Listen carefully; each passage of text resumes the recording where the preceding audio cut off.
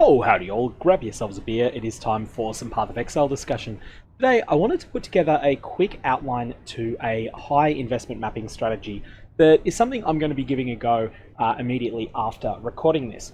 And so the core of the strategy is recognizing that there's a lot of sources of enchanted helmets in the game at the moment.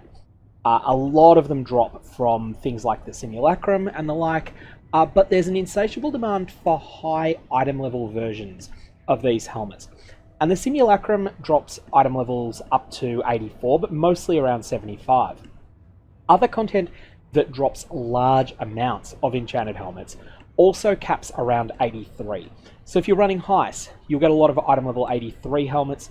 I don't actually know if you can get 84, 85, or 86 enchanted helmets. And so what I want to do is outline a strategy for sourcing item level 86 enchanted helmets, which you can then sell if the enchants on them are good. Now, the first option you've got, of course, and something I've advocated in the past, is trading for bulk amounts of hubris circlets from other players, then slamming those with enchanted fossils, or even running them through the Eternal Labyrinth.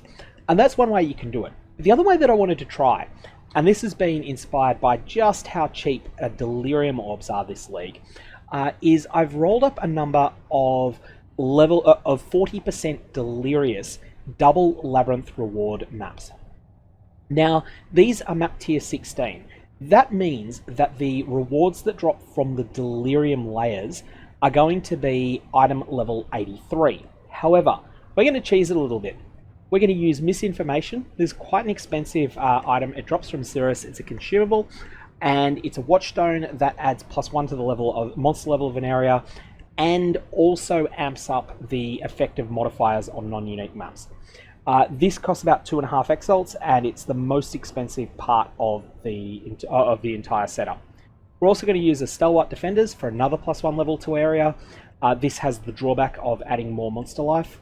A Terror, which is another +1 monster level, and has the drawback of causing the monsters to do more damage. If you're playing in hardcore, you probably want to skip Terror. It really adds a lot of danger. Then we're going to use Booming Populace. You'll notice that I paid the extra to get a perfectly divined Booming Populace. So where this is normally about, I think normally about 45 chaos in a trade league, I had to pay more than that. I paid like 65, I think, to get one that had a perfect 20% roll on it. I would have settled for 18 or 19 as well, but I would have paid a little bit less for those. But I was pretty happy to get this for 64 chaos. I wasn't willing to pay the extra to get a perfectly rolled misinformation because there's quite a big difference there. So these 4 watchstones will cause the zone to have more monsters in every pack from the Booming Populace, and also from misinformation. Misinformation, 27% increased effective modifiers, also increases the pack size roll on the map. So that's powerful. So that's going to add a lot to the amount of loot that drops there. But importantly, it's going to bring those delirium drops up to the magic monster level 86. Additionally, I've thrown awakened sextants on these, and I haven't just accepted the first roll, but I also haven't fished for perfect rolls either. What I've done is I've re-rolled them until I've got basically top 50% rolls. I'm not going to spend a fortune trying to roll something like Nemesis monsters drop additional currency. I'm perfectly happy with the rolls that I've got there, because collectively they add 29 additional packs of monsters to the zone, and 29 packs of monsters is a big deal. Nextly, you'll notice that I've gone all summits. The reason I've gone summit, it's got a fairly large number of monsters in it, but the main reason is that this way all 12 of the maps that I've rolled have been in the same octant of the Atlas.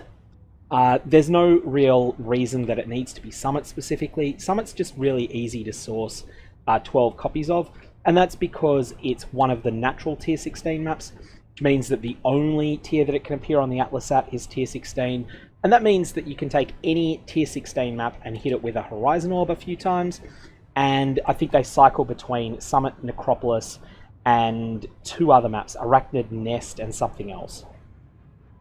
So I've then also sourced a bunch of Scarabs.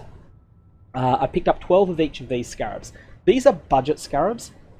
Harbinger Scarabs, the 12 Harbinger Scarabs cost me 5 chaos each, so that's 60 chaos. The Paranda Scarabs cost less than 1 chaos each, even though they're gilded. These add 4 additional big packs of monsters to a map, so don't underestimate them. Gilded Harbinger Scarabs add 4 massive packs of monsters. Shaper Scarabs just add more monsters, and I'm not sure if they add more monsters, but importantly, they will upgrade some of your item level 86 drops into Shaper influenced items. These can be worth a fair bit more, so for that reason, I'm using them as basically a bit of a loot multiplier. And the Gilded Metamorph Scarab, which adds a difficult boss at the end that has really good rewards. All told for the Scarabs, the Harbinger Scarabs cost the majority of it. They cost about 60 chaos. That's for all 12 of them. The Paranda Scarabs cost something like 10 chaos for 12. Shaper Scarabs were similar. Maybe they were a little bit more. Maybe I paid 12 chaos for them. And the Metamorph Scarabs were 2 chaos each, so 24 chaos. Let's call that, at current Heist League economy, let's call that 2 exalts. 4 on the watchstones, and basically nothing for the maps, because maps are really cheap this league. So that's the strategy that I'm using, and a bit on the rationale behind it. What I'm going to do is run these, have a look for any good enchanted helmets that I get.